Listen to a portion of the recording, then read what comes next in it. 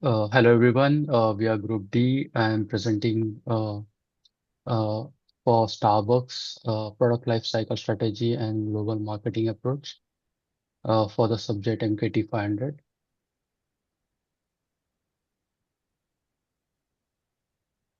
Introduction to Starbucks and product lifecycle.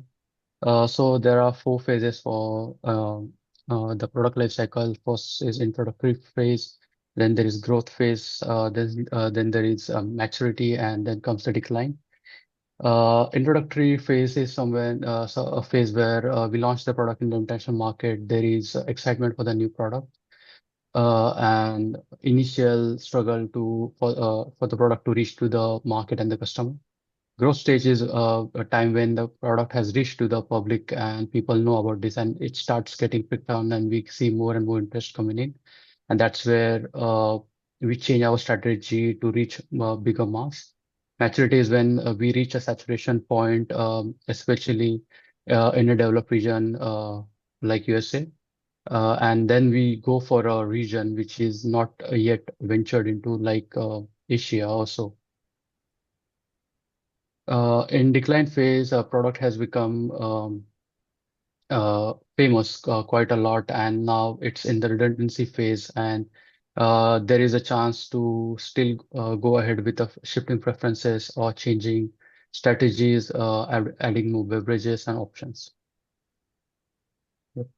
Next slide. In the introductory stage, Starbucks focuses on brand awareness and trial.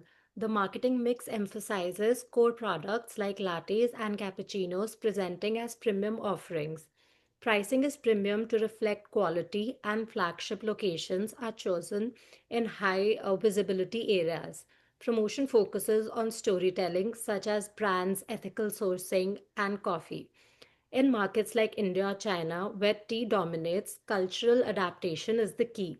Starbucks adapts its menu in China like items for red bean frappuccinos to align with local taste. This stage features limited competition, mainly from small local cafes, but the challenges lie in educating a new customer base. As Starbucks scales up in market, the goal shifts to increasing market share and loyalty. The product mix expands to include localized food items and seasonal drinks. Promotional leverage, digital platforms, local apps, and target campaigns.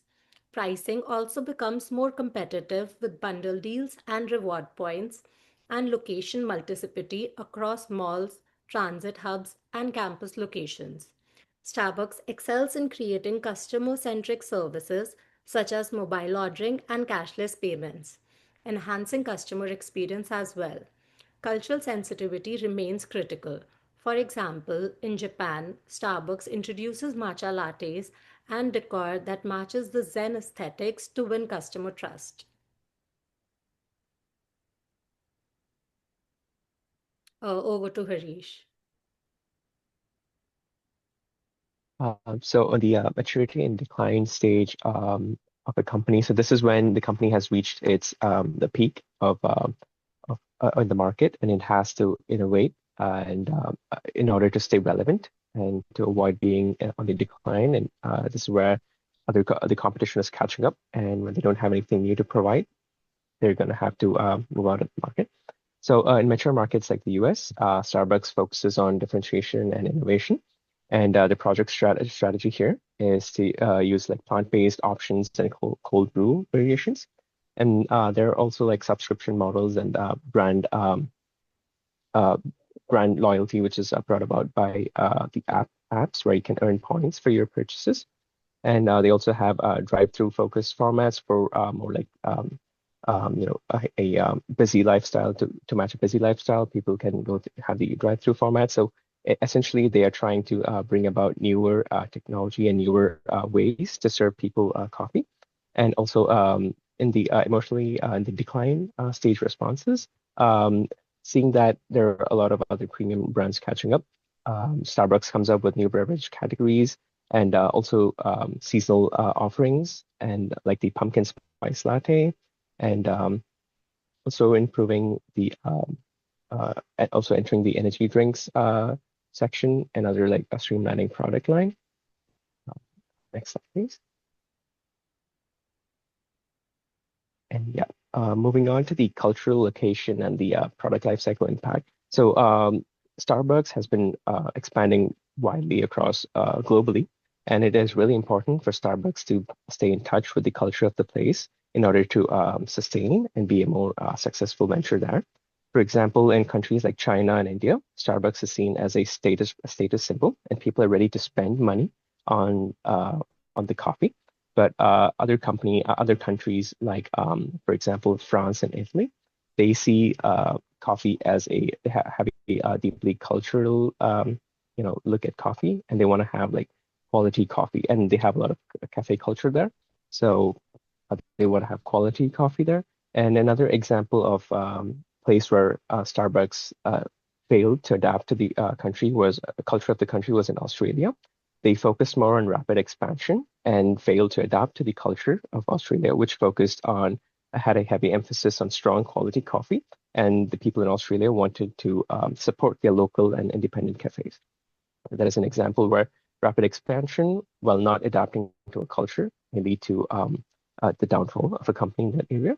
And the economic conditions. So digital behaviors and regulatory environments also influence the pace of each stage.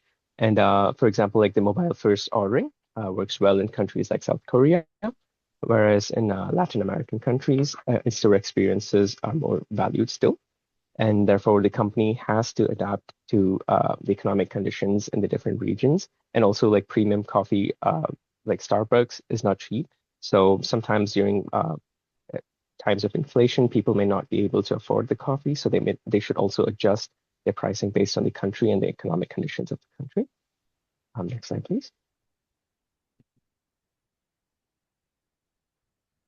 These are a list of peer-reviewed and global sources that supported the insights shared today. Thank you for watching. Thank you.